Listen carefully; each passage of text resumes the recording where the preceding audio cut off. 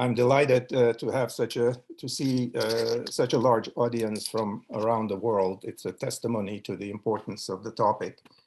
As you mentioned, this book is in 2 volumes, and today I will be talking only about Mosaddegh, maybe a little bit of commentary on the second book at certain times. As most of the audience is probably aware, Mosaddegh insisted that the Shah had to reign and not rule. He also nationalized the oil industry to end British colonial exploitation of Iran. For that, he was overthrown in a coup, was tried for treason, sentenced to 3 years in prison, and spent the rest of his life under house arrest and enforced exile in his country home in Ahmedabad, where he died in March of 1967. In fact, this coming Saturday is the 55th anniversary of his passing. I, of course, did not know Mosaddegh. I was in first grade when he was in power, but I did hear a lot of debates at home and around me at the time. My most vivid recollection of the period is the 28th of Mordad, when we heard this crackling sound, which I thought at the time was the sound of firecrackers, haftaraqeh, that we used to use for Chasham Besuri. My brother took me to the terrace of our home to see where the noise was coming from, and it was coming from the direction of Mossaddegh's compound, which was a few blocks away from us, from our home. Throughout my life, I was fascinated by this exceptional political leader. I was attracted in particular by his patriotism, ideals, vision, and governance philosophy. Most important premise of the book is that Mosaddegh had the right ideas, but perhaps at the wrong time, because he was ahead of his time, and hence the book's title. The early historiography about Mosaddegh was written by what I call the victors, and largely distorted his character and what he stood for. It was time, therefore, to revisit various hypotheses and arguments based on decades of research into Iranian records, as well as the declassified official documents of the UK, the US, and lately the World Bank. It is impossible to summarize 800 pages and some 2,000 footnotes. Therefore, today I will share with you some highlights from my observations and conclusions regarding Mossaddegh's values, governance, overthrow, as well as his alleged shortcomings, the legacy he left behind, and finally, the lessons that could be drawn from his story. Mosaddegh was born into a royal Qajar family. His mother was a royal princess. He entered public life from a young age. He was the Mustafi of Khorasan at age 15. Mustafi is the financial administrator role in government. And later he rose to be a minister, several portfolios and governorships. And he was the first doctor of law from a European university, first Iranian doctor of law, I meant. His mother had a great influence on Mossaddegh's character. She told her son, quote, "The weight of individuals in society is determined by the hardships they endure on behalf of the people." According to Mosaddegh, that advice became a program for my life. And after that, whatever insults I heard made me feel readier and equipped to serve my country. Mossaddegh's value system was a synthesis of modernity and indigenous codes. He was a very Iranian child of the Enlightenment with an emphasis on very and Iranian. He understood modernity correctly to be a process of transformation of mindsets and values. He made a distinction between modernization as a structural construct and modernity as a mental concept. One could therefore pursue structural modernization without necessarily transforming underlying value systems and social rules. This condition can be called pseudo-modernism. Many of Mossaddegh's contemporaries often fell into the trap of authoritarian edicts to modernize without necessarily leading to modernity. Mossaddegh strongly opposed Reza Shah's edicts to ban the hijab for women and to force men to wear the Pahlavi hat. He took issue with the authoritarian manner in which the edicts were imposed, but not the concept. With the same vigor, however, Mosaddegh also resisted Ayatollah Khashoggi's pressures on him to impose the veil and ban alcohol. Here is Mossadegh's illuminating reply to Gorjestani, quote, "The government's purpose is not to lead people to heaven. The government's duty is the correct use of resources to improve the welfare of the people." Mossadegh had very interesting attitudes towards religion. In the spiritual realm, he was a man of faith, but in the political realm, he relied on reason. Mossadegh often said about his identity, "I am Iranian and Muslim." His understanding of Islam can be discerned from his doctoral dissertation, Last Will and Testament in Shia Jurisprudence. He wrote, quote, "In Islamic law, religion and law are two inseparable disciplines. Both have human reason as a common source. This source is sufficient for the law to continue to develop and adapt itself to the new requirements." Here, Mossadegh is arguing that in governance, the most important lever is reason, not dogma, and that the law must be changeable under new social conditions. His life's high purpose revolved around two universal ideals, national sovereignty and liberty. In his mind, these ideals were intertwined concepts, like two sides of the same coin. Mossadegh has always tried to reform the system from within. He was not a revolutionary. He never looked to overthrow the regime. Even when the Shah fled Iran following the failed coup attempt on August 16, 1953, Mossadegh did not agree to abolish the monarchy.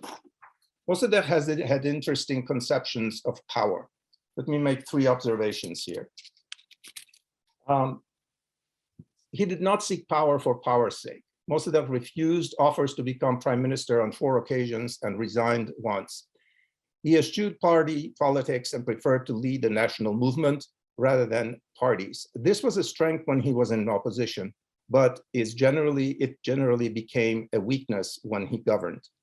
Mossadegh did not abuse power to suppress his people. Under Mossadegh, security forces occasionally committed violence against protesters. He immediately fired those responsible. By contrast, his predecessors and successors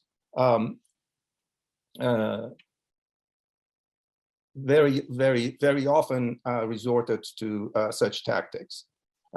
During his 27 months in power, not one political opponent was executed.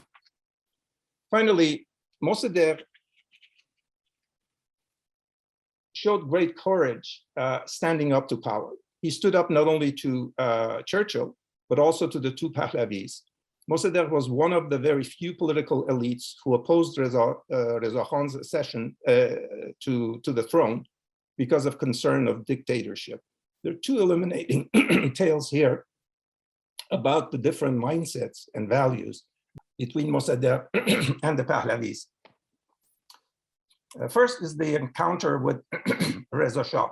Arriving at an audience with the Shah, Mossadegh says to him, quote, "When I was coming to see you, my eyes fell upon a huge archgate. Why does His Majesty desire such a majestic building?" Reza Shah answers, "It is my house. Don't I deserve a house?" Mossadegh replies, "The Shah's real home is the heart of the nation. If he has that, he does not need buildings." Then he adds, "What is the purpose of erecting ceremonial arches in the provinces and bringing people in borrowed clothes to welcome the Shah?" Reza Khan replies, "Your questions have no answer."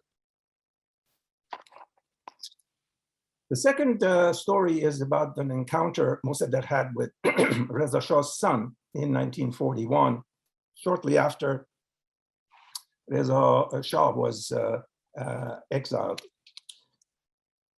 This was Mossadegh's blunt prophetic advice to the young king. Quote, "Do not pursue the policies of your father, choose the people around you carefully, and don't back the same people he backed.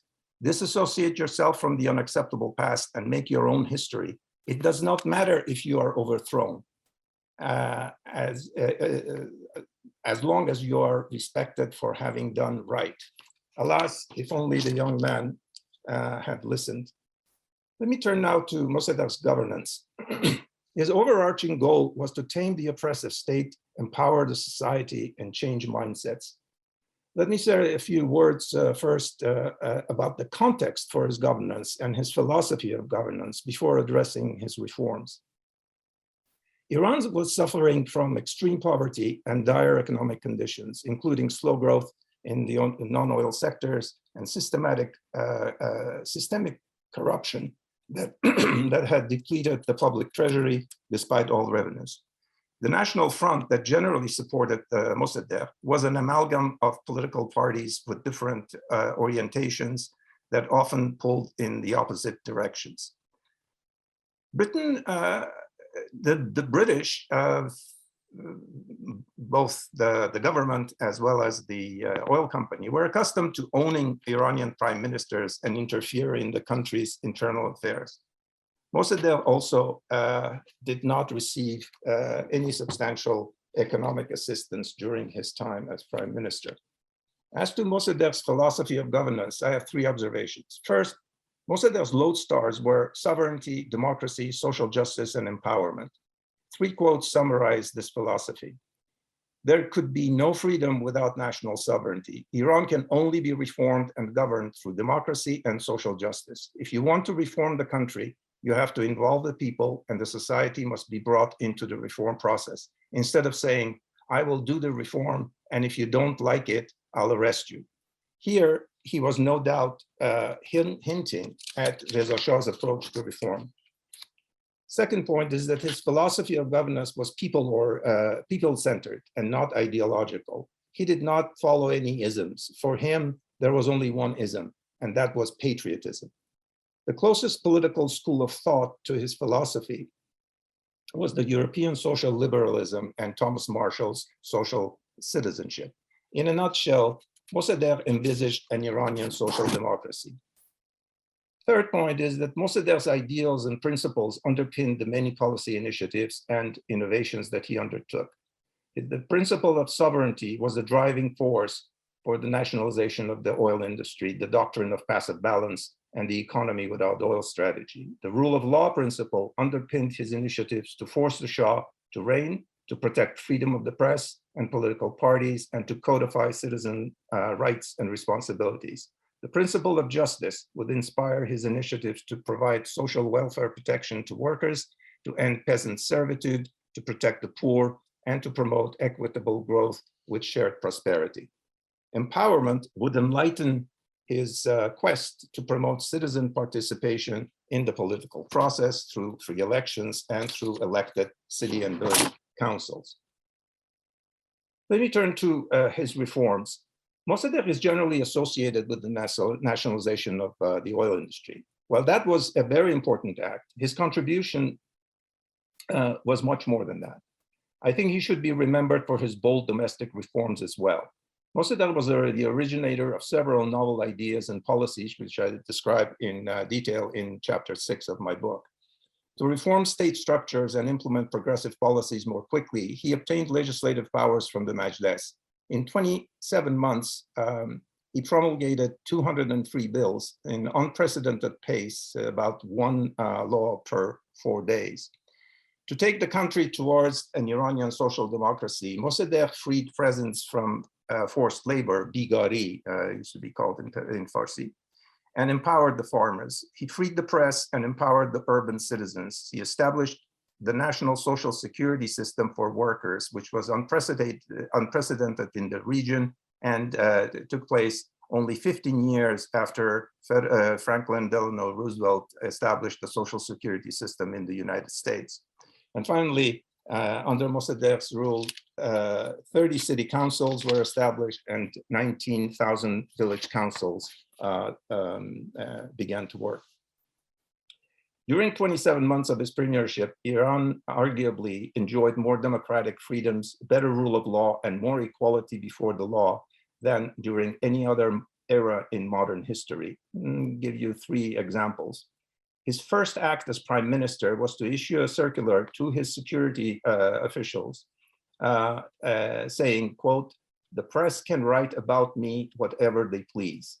And boy, did they ever do that with the most virulent epithets. Second point is that in reply to the ulama and Fadayan Islam, he declared, quote, "Our task is not to impose political and religious ways on the people. We only have the right to intervene when the law and order is not respected."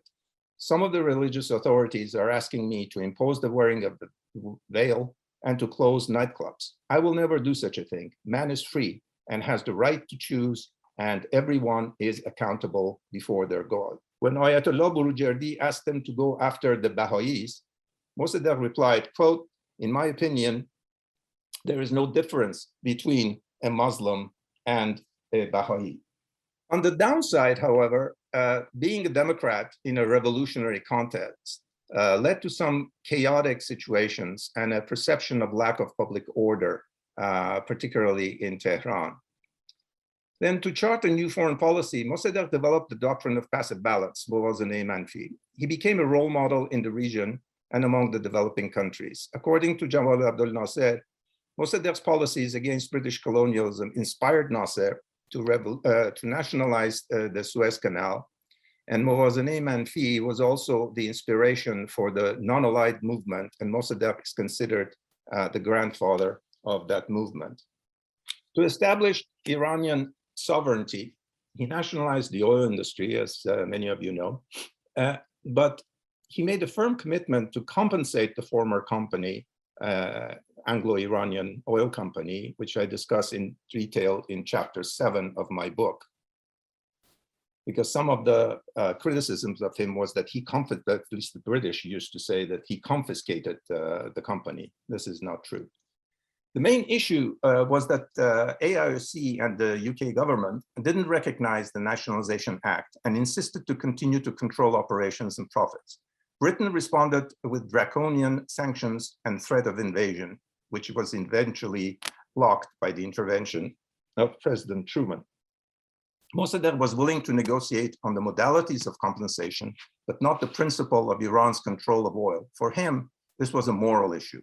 Winston Churchill, on the other hand, was willing to give Iran a few more shillings per barrel, but not give up control of oil. For him, it was a control issue. These positions were irreconcilable, except in a Faustian bargain. In other words, the return of AIOC in disguise. Mossadegh refused to go for such a bargain. Meanwhile, the US had played a very clever game in Iran. US goals were threefold: dislodge UK from the monopoly of Iran's oil, prevent Iran from operating industry on its own, and enter the Iran's oil industry. US strategy was to initially support Iran to weaken UK, then support UK once UK agreed to let US oil companies in on Iran's oil pie. Accordingly, in early 1950, a US diplomat in Tehran would tell his Iranian counterparts, quote, "Throw AIOC out, negotiate new terms. We'll take up the slack. American ships will pull into dock tomorrow and buy your oil. Don't you guys worry," unquote. A lot has been said and debated about whether US was moved by the Red Menace or its oil interests. I believe that the US looked at Iran definitely through the prism of the Red Menace, but its perspective passed through a very, very thick oil filter. So I fall somewhere in between Gasirovsky and Abrahamyan, and closer probably to the Abrahamyan's thesis on this. It is incontestable that the key players on the American side were all steeped in the oil business. The two Dulles brothers were lawyers in the Samuel and Cromwell law firm that was AIOC's law firm. And McGee himself, the Assistant Secretary of State, was an oil man himself. Finally, the US preferred to deal with an autocratic client like the Shah rather than a popular democratic government led by Mossadegh. In the event to get US on their side, the British offered a big carrot. In November of '51, a meeting in Paris, Anthony Eden promised Dean Acheson that American companies would be allowed a share of Iran's oil. British sanctions and threats of invasion did not bend Mossadegh. Therefore, he had to be overthrown and a more obedient government installed that would accept the British and now also the US terms.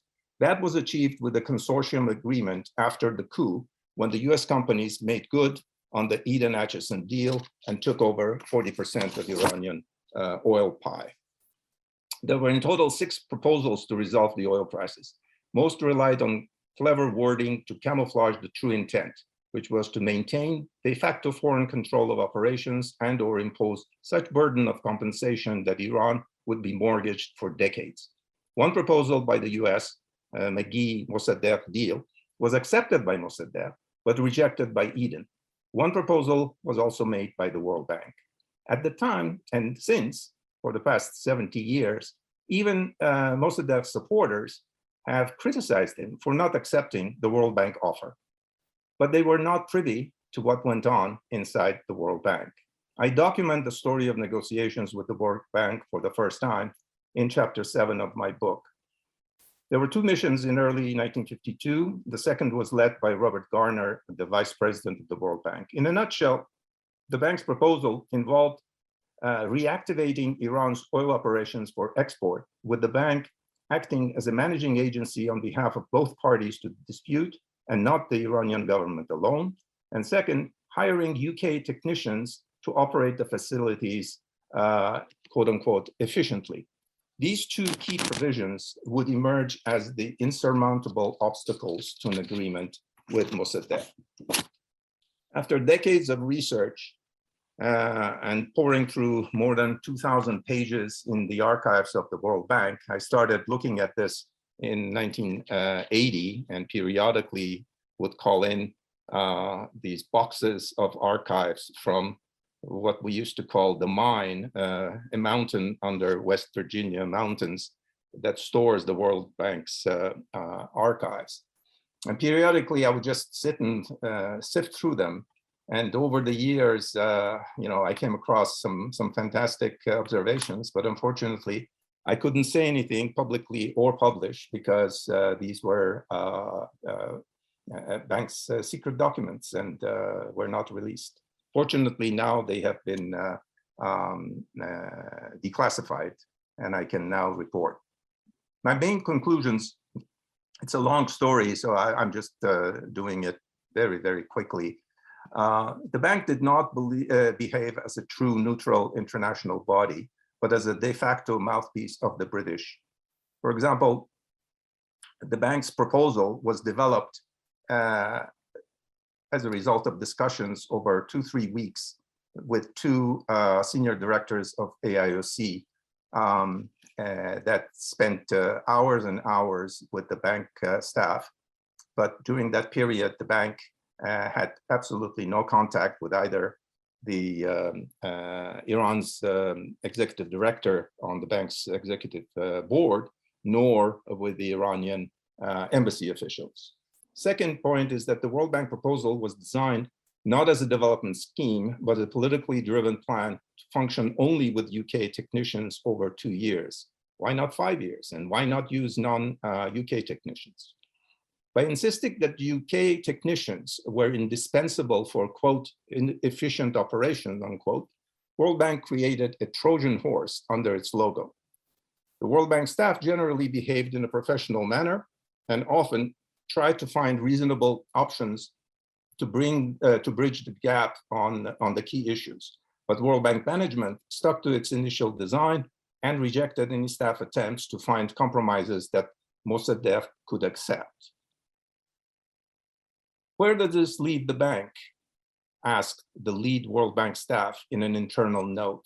His answer is quite illuminating. Quote, from Iranians' point of view, selling them down the river if the deal is made, to the British, a convenient servant. The external shocks caused by the UK sanctions could have plunged the Iranian economy into severe depression and hyperinflation. In such cases, typically the governments follow two basic approaches.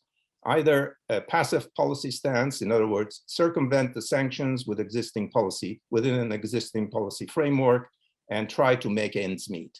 Or take an active policy stance, in other words, adjust the structure of the economy to become more resilient. Mosaddegh chose the active approach by introducing his innovative strategy of economy without oil that was designed to adjust and stabilize the economy, mitigate the impact on the poor, lay the foundations of a sustained path to growth by diversifying the economy that had been over-dependent on oil. The goals included promotion of non-oil exports and import substitution with domestic products, limiting non-essential imports, fiscal consolidation, control of inflation, and protection of the vulnerable. The policy tool included a number of things. The most important one was the flexible exchange rate that led to about 50% depreciation. The key short-term outcomes were quite impressive. Mosaddegh, as a result of these policies, imports declined by about 20%, especially luxury goods. The volume of non-oil exports doubled. Balance of payments was sustainable at about 2% of the GDP, and budget deficits were contained at manageable levels, again, around 2% of the GDP. Basic goods were available, hyperinflation was prevented, but per capita incomes stagnated. And the details are in chapter 6. Even the CIA analysis just before the coup concluded, quote, Mossadegh's financial problems are unlikely to produce an early crisis, despite his probable continued resort to the printing press to meet current expenses. Crops are good. The general level of economic activity is fairly normal, and such inflation as has developed shows no signs of soon getting out of control, out of quote, end of quote. In a nutshell, Mossaddegh implemented a de facto economic structural adjustment program 3 decades before the so-called Washington Consensus, but without any technical or financial assistance of the World Bank and the IMF. This is another example of being ahead of his time. In the event, Mossaddegh was unable to realize his vision due to a number of factors. 3 main observations. First, political context for governance was not accommodating. Internally, the Shah had refused to reign and insisted on ruling, which led to a constitutional crisis. The National Front formations that supported Mossaddegh were divided ideologically, and they were squeezed from the right by reactionary elites that resisted transformation change, and from the left by the Tudeh party's advocacy of revolutionary approaches. In that context, political consensus to push for bold societal reforms remained elusive. Externally, Britain wanted to continue to control oil and the prime ministers. US sought a piece of the oil pie from the UK and to block the Soviet control of Iran. And the Soviet Union considered Mossadegh an American stooge and supported Tudeh. Second point is that Mossadegh was the target of foreign schemes from the very first month in office. MI6 and CIA operations were buying Majlis deputies, politicians, and the press, and creating chaos to destabilize Mossadegh's government right from the get-go. 2 weeks after Mossadeghh became prime minister, CIA and State Department officials discussed getting rid of him in the favor of quote-unquote autocratic alternative. The KGB, in the meantime, was also very active through the Tudeh party to weaken Mossadegh by violent clashes with Mossadegh supporters and penetration of the Iranian army. Finally, the Shah and his courtiers, as well as the purged army officers like General Zahedi, collaborated with foreign intelligence operations to undermine Mossadegh's government. The third point, and this is the key, Mossadegh's vision clashed with the prevailing world order. While Churchill and Eden's mindsets were mired in the 19th century colonialism and imperial bully politics, Mossadeghh talked of national sovereignty and self-determination as a moral right. An excerpt from Mossadegh's famous speech, which appears on the blackboard in white chalk above his grave in Ahmedabad, reads, "If we are not to be free to act in our own house, but instead have foreigners dominate us, put a yoke around our neck, and pull us in every direction they want to, death is preferable to such a life." The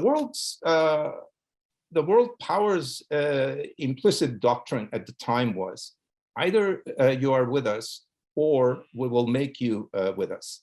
Similar to Bush's, you're either with us or against us. Mossadegh's passive balance doctrine was the equivalent of neither with you nor against you. Let me make 2 personal observations here about the West, especially the US. A sovereign liberal democratic government in Iran was not in the strategic interest of big powers at the time. Western democratic idealism be damned when authoritarianism is the expedient best friend. Failure of the West to support Mosaddegh was in line with the following logic.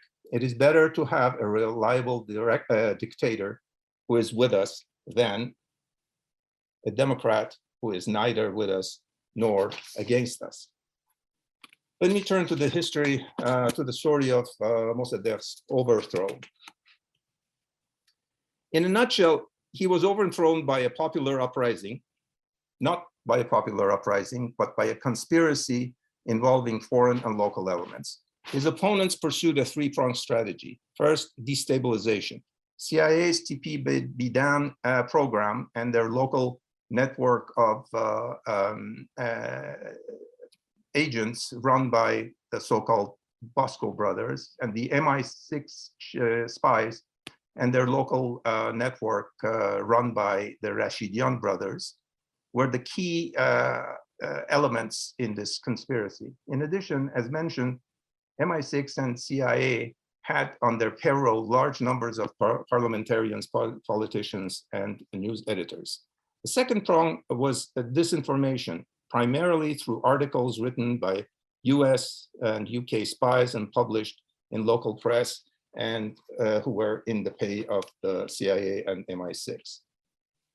The third prong was removal, which unfolded over several months, like a play in several acts over 2 years. The final act was unfolded in 2 phases under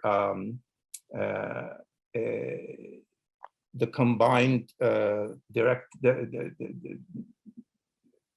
management of the MI6's Operation Boot and CIA's Operation TP-Ajax. First was the attempted dismissal of Mossaddegh by the Shah's Farman on the 25th of Mordad, which failed with the arrest of Colonel Nasiri, and finally the violent overthrow of Mossadegh's government on the 28th of Mordad, when mercenary ruffian mobs and tanks commandeered and by purged military officers eventually attacked Mossadegh's house and looted it. In recent years, considerable evidence has emerged that corroborates the involvement of foreign intelligence agents and their Iranian allies, thus challenging the revisionist myths that it was an indigenous uprising. My research has reached a firm conclusion about the role of the CIA and MI6 in the coup that is documented in chapter 8 of my book. Think of a culinary analogy. The chefs and the recipes were foreign, the raw materials were indigenous, and the firewood was locally procured using the funds that the chefs dispensed, and they dispensed a lot. Without the chefs and their money, the locals would have been unable to cook the brew. Similarly, without the local ingredients and firewood, the chefs would have had a difficult time doing the cooking. The overthrow of Mossadegh's government was the first regime change by the United States and Britain since World War II. Unfortunately, it was not the last. Another attempt at regime change is underway in Ukraine as I speak. This one is also personal to me. I was born in Iran of Georgian and Ukrainian parents. Over the past 7 decades, I have witnessed similar acts. In the 1950s, the overthrow of Mossaddegh in my country of birth at the start of the Cold War. Then in the 90s, at the end of the Cold War, the overthrow of Ziad Gamsahurdia, the president of Georgia, the country of my father's birth. That story about the first regime change and Gamsahurdia's story is the subject of the second volume of my 2 books. And now the invasion and the attempt to overthrow the government of Ukraine, the country of my mother's birth, at the start of what I call a new Cold War. 7 decades ago, the West was the culprit. 3 decades ago, the Soviet Union was the culprit. And unfortunately, the West stood silent. And today, Russia is the aggressor. But at least the West is finally standing up to the occasion. As I observe the current events in Ukraine, I am reminded of the prescient wisdom contained in what Ziad Gamsahurdia, president of Georgia, conveyed to me in 1991 before his overthrow. and with a plea to pass it on to the West. He said, quote, Kremlin's long-term aim is to delegitimize and destabilize democratic governments in the Soviet space. They will do anything to destabilize us. Lies, black propaganda, fake stories, bribery, etc. For us, it will be a struggle to the end. They will try to overthrow our national government. We will have no chance unless the West realizes what is going on and helps us consolidate the election victory into a functioning government. I passed on the message to the West, but regretfully, it fell on deaf ears then. Let me turn to criticisms of Mosaddegh. In chapter 9, I discussed the pathology of the national movement and the National Front and assess the main allegations made against Mosaddegh. I'll pick two of them since we don't have much time. These are the more important ones. The first is that the allegation that Mosaddegh violated the constitution by calling for a referendum and that he dissolved the Majlis. Well, the context is important. Mosaddegh has suspected that about 40 deputies in the Majlis were bought by the MI6 and CIA, and they were scheming to depose him. In fact, the declassified record confirms that, and I was surprised to find actually the actual prices of some of the politicians. And in such typically in such political crises in democracies, they dissolve parliament and they call for new election. As a Democrat, Mosaddegh asked the Shah to dissolve the Majlis and call new elections. The Shah refused. Again, as a Democrat, Mosaddegh turned to the people to resolve the matter. It is true that legally, the constitution is mute on the subject of the referendum. It neither condones it nor it bars it. But it is very clear that it is the people that are the sovereign. Article 26 says that the powers of state emanate from the people. And Article 35 says that the monarchy itself is an endowment by people to the monarch. Therefore, Mossadegh's act was fundamentally democratic in its spirit, even though there was no provision in the constitution for a referendum. Besides, if Mossadegh's referendum, some critics say, was illegal, then what about the Shah's referendum in 1963? Was that illegal? After the referendum, Mosaddegh again asked the Shah to dissolve the Majlis. The Shah refused. Then on the 25th of Mordad, the day of the unsuccessful coup, Mosaddegh finally issued a statement that read, quote, in line with people's will, dissolution of Majlis is proclaimed. Now, important that he does not say, I dissolved the Majlis, because he knew he did not have the power to do so. He says the people's will is proclaimed. This was exactly the wording that he had sent to the Shah, asking him to dissolve the Majlis. Since only the Shah could dissolve it, the Majlis remained in office. This notion that Mosaddegh dissolved the Majlis just is not correct. The Shah did it, but only weeks after the coup. The second point is that the allegation that Mosaddegh disobeyed Shah's farman to dismiss him.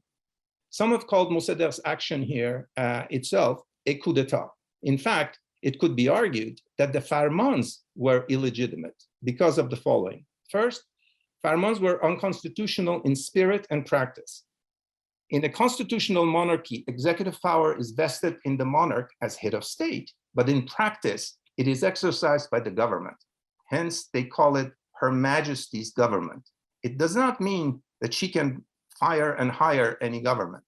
It's a ceremonial power. In other words, the Queen cannot dismiss Boris Johnson without the consent of the parliament. This arrangement is due to the important principle of inviolability of the monarch. Hence, the power is delegated to the government so it can be accountable to the parliament, to people's representatives who are the sovereign. The Iranian constitution was modeled on the Belgian constitution, where the king reigns and the government rules. The Iranian constitution assigned only two specific powers to the Shah: commander-in-chief and the declaration of war. The Iranian constitution also, however, contained ambiguities, the way it was, some of the articles are written, regarding the Shah's powers versus the government and the Majlis. These ambiguities were somewhat clarified in the second Majlis under Ahmad Shah and his regent at the time, Nasser al-Mulk, that the Shah has no authority and responsibility. Then again, during the 17th Majlis, there was a special commission of the Majlis to study the question, and it concluded that the Shah has no executive authority. Read literally, Article 46 of the Iranian constitution says that the ministers are appointed and dismissed by the Shah's farman. But in a constitutional monarchy, this is only a ceremonial role. In other words, signing of the farman, and only with the consent of the Majlis, the same as it is in Britain. The monarch in a constitutional system, constitutional monarchy, cannot on his or her own will fire and hire prime ministers. Moreover, Articles 44 and 60 of the Iranian constitution specify concretely that the ministers are fully accountable to the Majlis, not the Shah. And Article 64 even underscores that ministers should not invoke Shah's written, oral order as an excuse to absolve themselves from the responsibility before the Majlis. And a farman is a written order. If, in the end, this is really a question of, if the Shah could fire and hire the ministers at will, it would not be a constitutional monarchy. In fact, there is a very interesting precedent in the Iranian history on that. When Reza Khan was prime minister, Ahmad Shah decided to fire him. He issued a farman-az, dismissal farman. Reza Khan was mad, and he retired to his village in Rudehen. The Majlis met, ruled that this was unconstitutional, reinstated Reza, and sent a committee to escort the prime minister back to Tehran to take up his position. And the irony of ironies, guess who was a member of that committee? Mohammad Mosaddegh. Second point is that despite the referendum, as I mentioned earlier, the Majlis was formally in office. Mosaddegh had the authority from the Majlis to legislate, which the Shah himself had signed into law. Until the end of that authority, no one had the right to dismiss him but the Majlis. In fact, arguably, it was the Shah who violated the very law that he himself had signed. Third, if it was a legitimate process, why did the Shah not have the farman delivered in daylight through Minister of Court per the established protocol, but instead by a colonel with tanks and at midnight? And fourth, the farmans appeared not genuine. They had been tampered with in the sense that they did not follow the established procedure and protocol. Colonel Nasiri, in his interrogation after he was arrested, admitted that the Shah had signed blank letterheads. He did not even know what was in the letters that he was signing, in the farmans that he was signing. The text was added later by Hirat at court. In addition, there were several irregularities. In fact, for example, Mordad was actually misspelled Moradad. Finally, and most curiously, the original dismissal farman, as well as all copies of that document, have mysteriously disappeared ever since. Most curiously, the dismissal farman was never introduced as evidence during Mossadegh's trial, where he had been specifically and formally charged with not obeying the Shah's order dismissing him. But the document that they were accusing him of not following was never introduced in court. Let me conclude this section with my own personal criticisms of Mosaddegh. It is not in what he did, but rather in what he did not do. He did not court-martial the putschists, General Zahedi and Colonel Nasiri. He did not call people to the streets to defend the government on the 28th of Mordad, and he did not declare a republic after the Shah fled the country.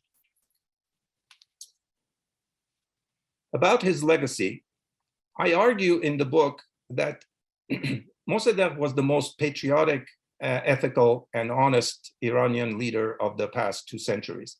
He was born in the 19th century. He governed in the 20th century, but with ideas that are current in the 21st century. Mosaddegh was the connective tissue that links the dreams of Iran's constitutional revolutionaries in the early 20th century with the aspirations of Iranians for freedom and the rule of law in the early 21st century. There is no expiry date on the ideals that he espoused and gave his life for: sovereignty, liberty, rule of law, and social justice. Let me conclude with some lessons. I have 5 points.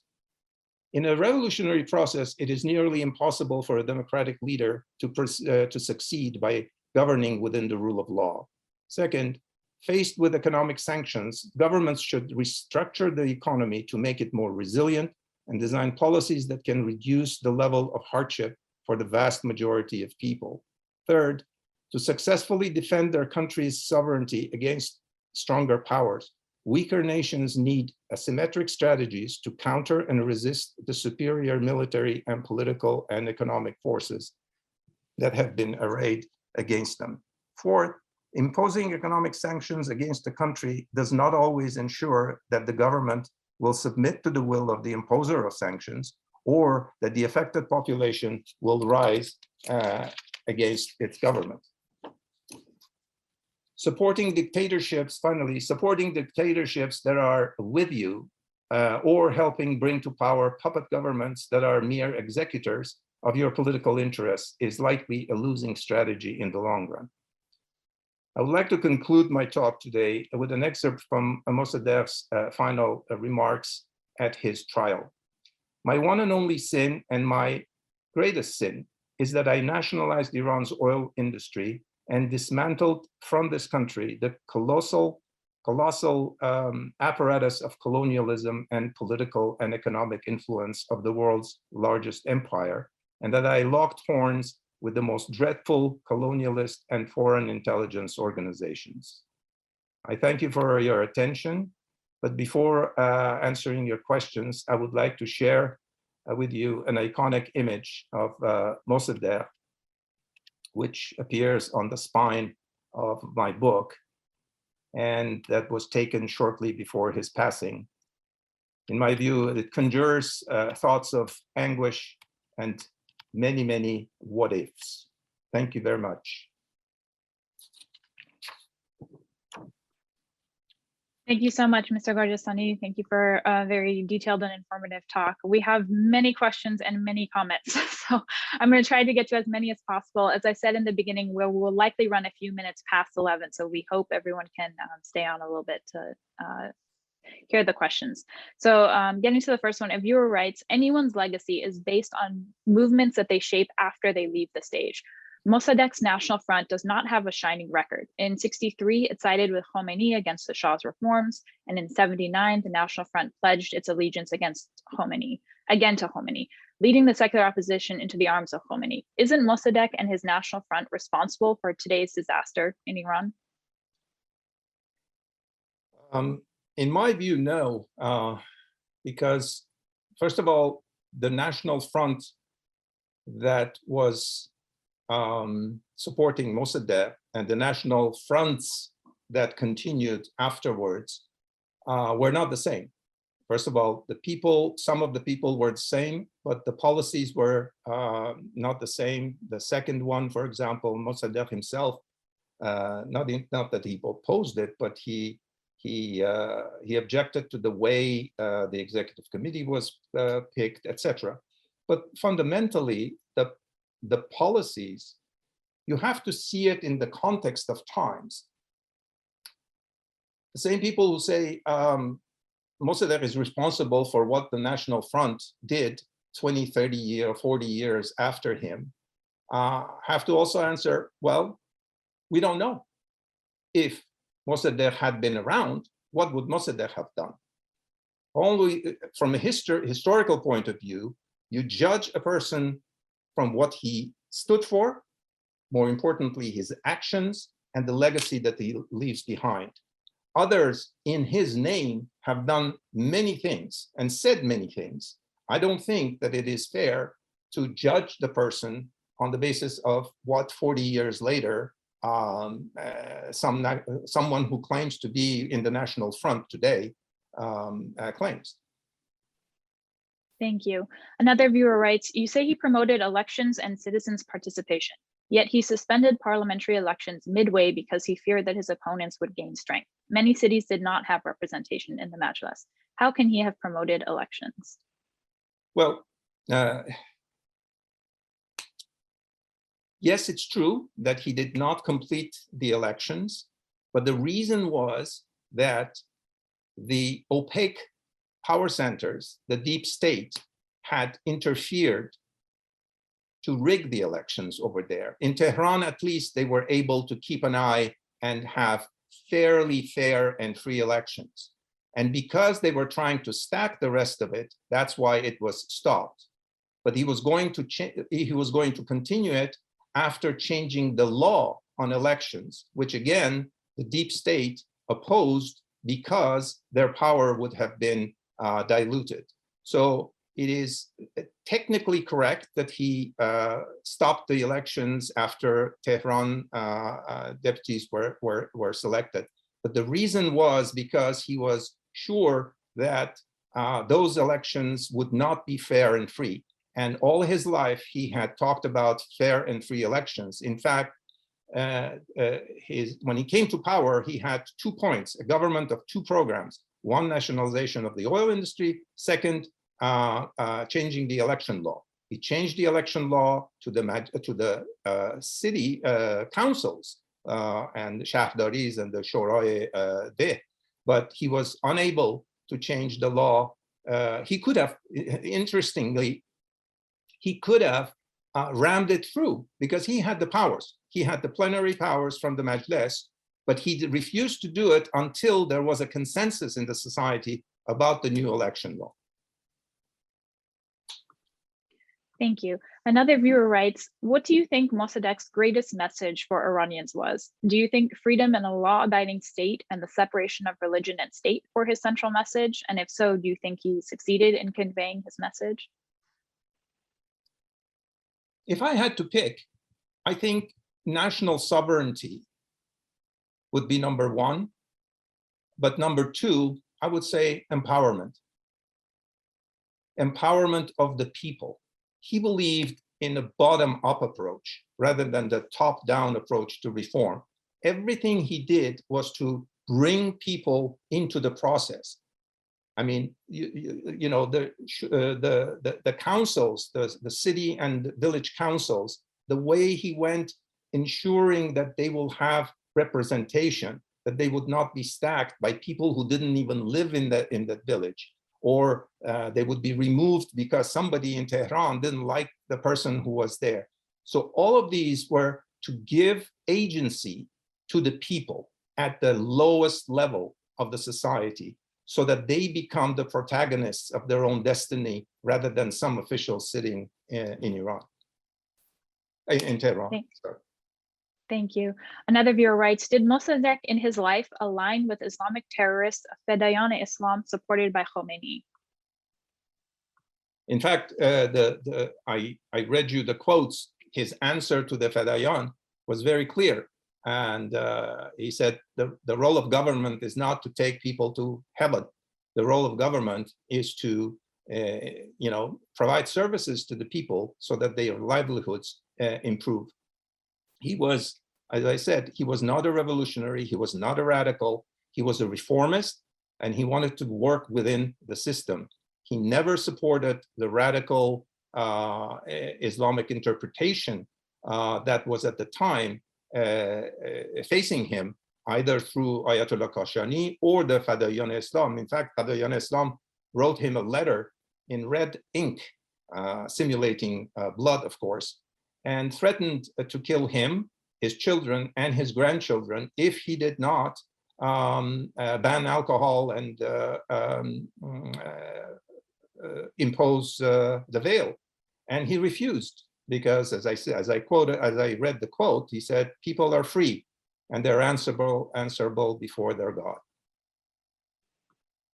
Thank you. One viewer asks, if we turn the clock back, what would you recommend Mosaddegh do to repel American, British, Russian, and Islamic forces in the country?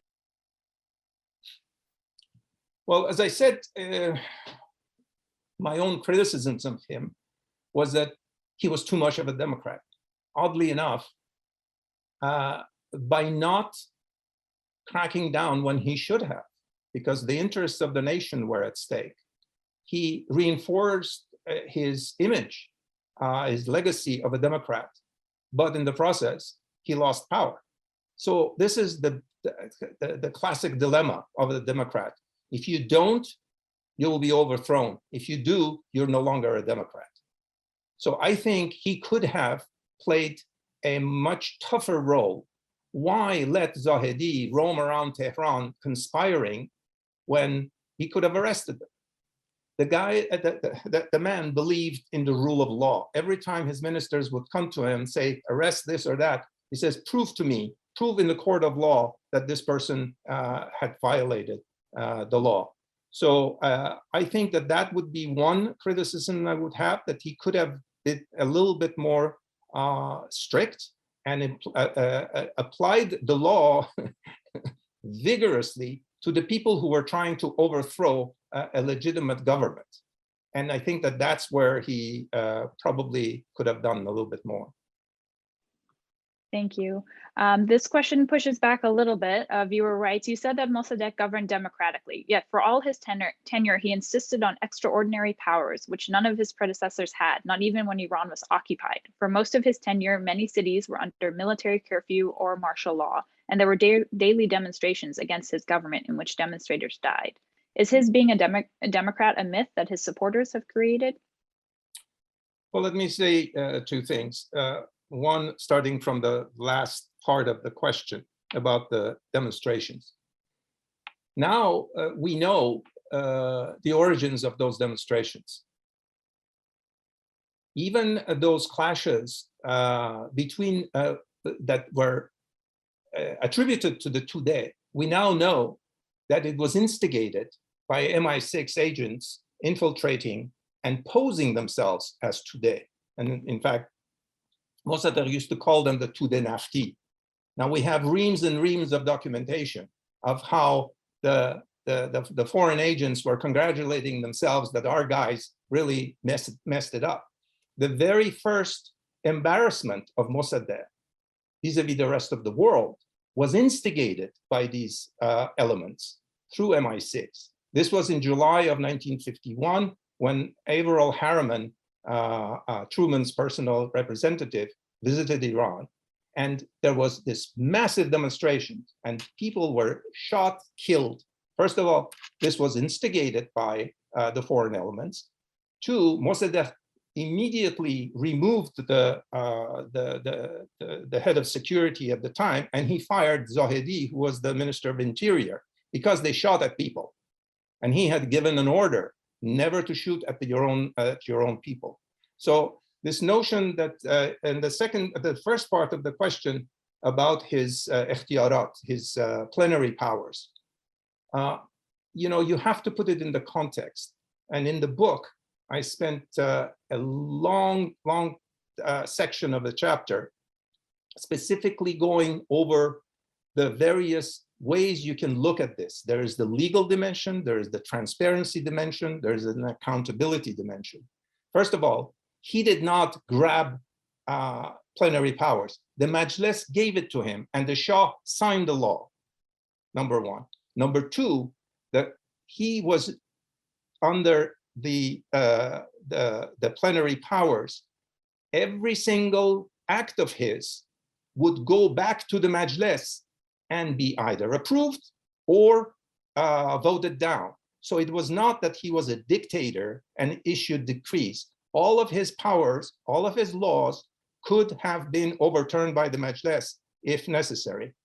And important thing that he had built into the law of ikhtiyarat specific check marks so that people would be notified.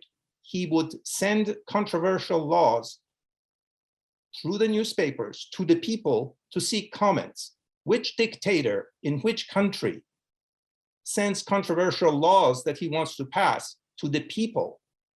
And if you read the newspapers of that period, it is the most vibrant democratic discourse and debate on policy among the people.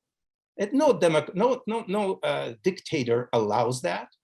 And then finally, those laws that he passed were in force after the coup for months and months and months. The same government that overthrew him used those laws to go after some of his supporters. So this notion that because he took plenary powers, that he was a dictator, no, it was a procedure that was approved by the Majlis. It was signed by an overwhelming majority of the Majlis. And it was signed into law by the Shah. And that's why I said that arguably the Shah violated that very law that he himself had promulgated, what do you call it, Farsi, Toshi, signed into law himself.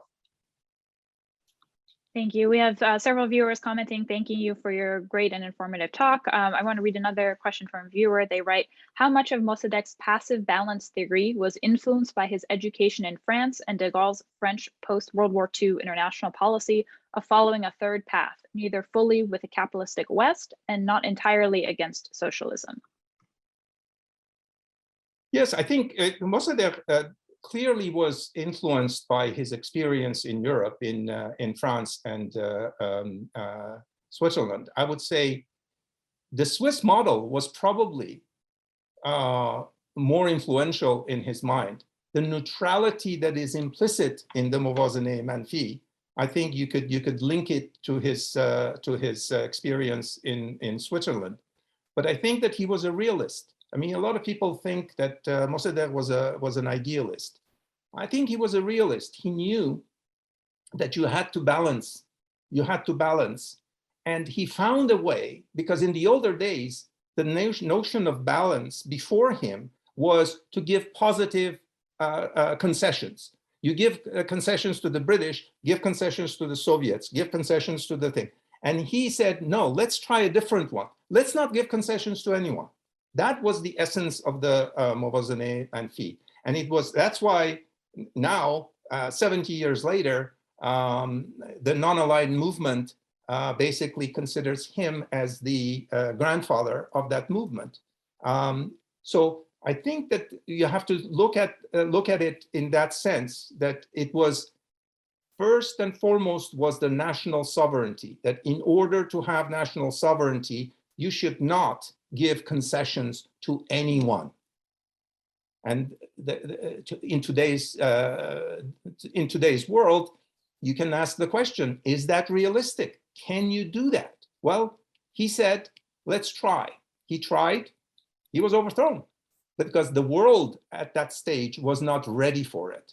The things that he stood up and said to the Security Council, if people are interested, you should go and read his speech to the Security Council. This is in 1951.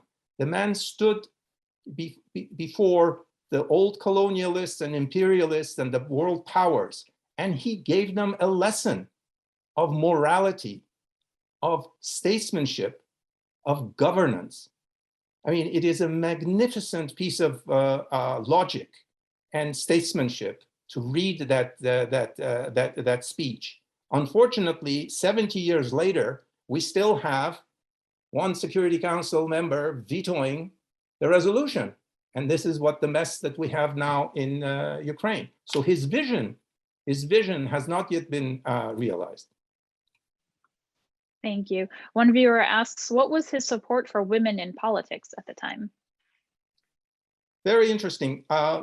In the book, I say, on this issue, I mean, there is a paradox.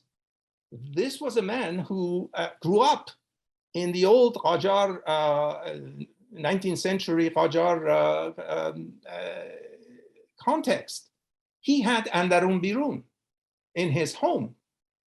Yet, in 1905, in an interview with a friend of his from school, who later wrote an article, and he gave an interview, Vieillard, René Vieillard, in which he talks about girls' education as the fundamental goal for the society to develop into a democratic system.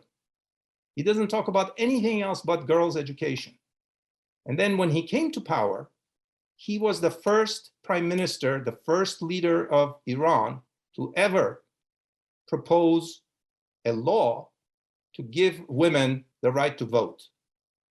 At the time, he was bombarded. If you read the newspapers of the day, I mean, he was dissected in front of everyone by saying that he is going against all, not only Sharia, but the customs and everything. And all he did, it was clever, actually. He knew he would have opposition. So what he did was just removed the female gender from the list of ineligibility to vote in the municipal elections. After he came under pressure, they just did not implement it, but he never removed it. In other words, he left it on the books. Subsequent prime ministers would pick up the baton. Alam in '62, he was hammered again by the conservative elements, and he had to backtrack. And eventually, after the so-called White Revolution, women got in fact. So technically, there was some paradox in his approach, but as a true Democrat, he, from the early times in the 20th century, he was talking about girls' education. Thank you. I think there's time for just maybe one or two more questions. A viewer writes, while a deputy during Reza Shah's time, Mosaddegh objected to Ali Akbar Davar's judicial reforms. These took the power out of the hands of the clergy and Sharia and created the basis for a modern judiciary. Mosaddegh is reported to have said that the Sharia courts were doing their job well. Is this strange for someone who is secular and certainly a European-educated doctoral lawyer? His thesis and other writings were also in line with Sharia. How can one claim that he was a secular? Well, look at what he did. When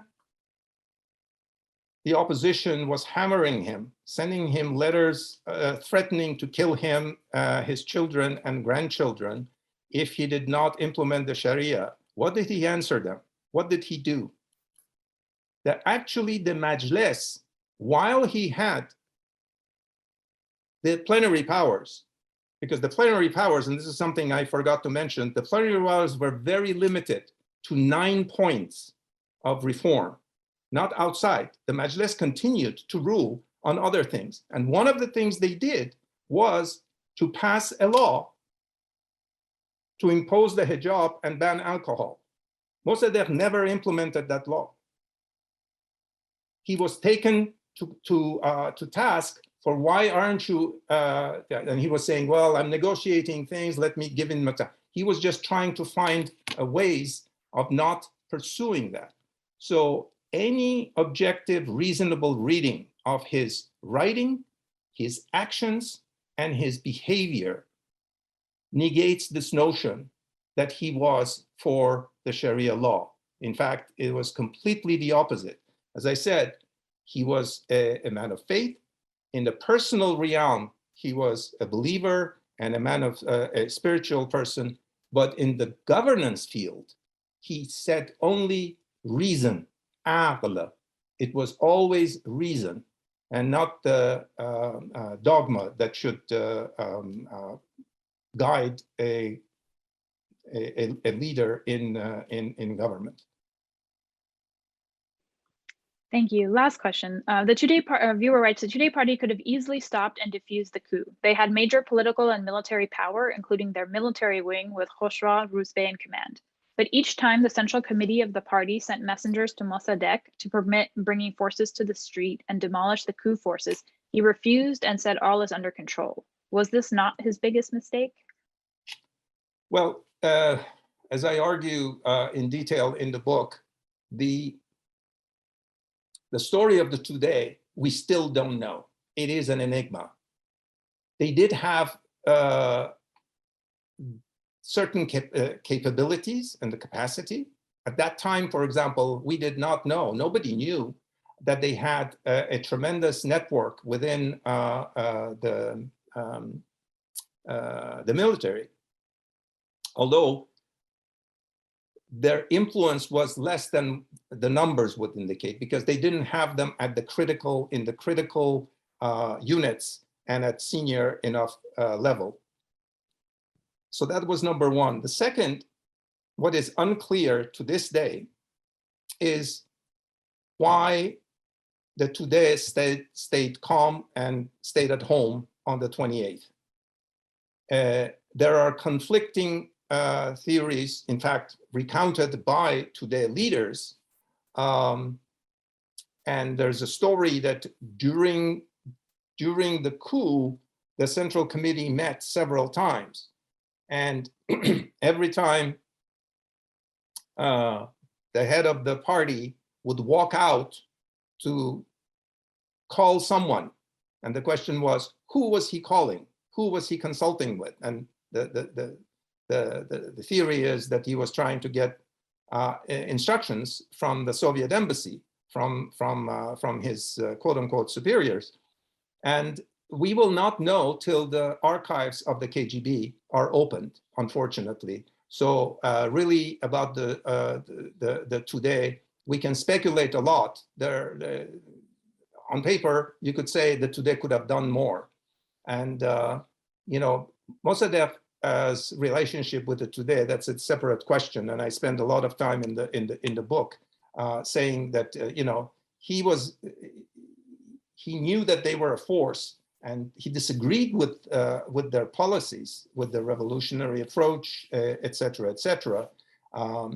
In the end, he could have used them maybe a little bit more. The question is, will they have participated? We will not know because of this thing, because they were not truly indigenous, independent political force. They were essentially controlled by Moscow, and we will not know what Moscow's strategy was. If Moscow knew that and Moscow must have known that the coup was underway. I mean, they would have tracked Schwarzkopf, bringing in millions of dollars in several suitcases. They must have tracked the meeting of the CIA and MI6 with Ashraf and with people who were sent over before the coup to convince the Shah. So they knew something was on. And the fact that they did not actively prevent it says a lot. And you remember, they could have saved Mossadegh financially, economically, by returning to Iran, Iran's own gold that the Soviets took away after the war, but they didn't. And who did they return the gold to? Zahedi, after the thing. And who did they welcome in Moscow with open arms? The Shah of Iran. So, the Tudeh thing is a very, very complicated one. Thank you so much, Mr. Gorjestani. Thank you for the detailed talk, for staying on with us to take several of these questions. Thank you to everyone who submitted questions. I'm sorry we couldn't get to all of them. There were a lot. A reminder that Mr. Gorjestani's book, two-part book, Ahead of Their Time, is available for most online retailers. There's information in the chat directly to the publisher. We look forward to seeing you again soon. And for all of our viewers, you can join our email list and stay updated for our spring lecture series, which we'll be announcing soon. Thank you, Mr. Gorjestani. Thank you very much for this excellent organization. Everything went very smoothly, and I'm glad we had a large turnout. And I welcome very much the feedback and the questions. It is a difficult subject, but I think History is a series of arguments, I've always said. And arguments will continue based on new information till there are no arguments. And one of the arguments that will continue for many, many more years is the role of today, because we don't have the information. Once the KGB archives are open, I think there'll be a lot of more history written. Thank you very much to the organizers. Professor Milani, again, thank you very much for the gracious invitation. And I'm delighted that it all worked out well.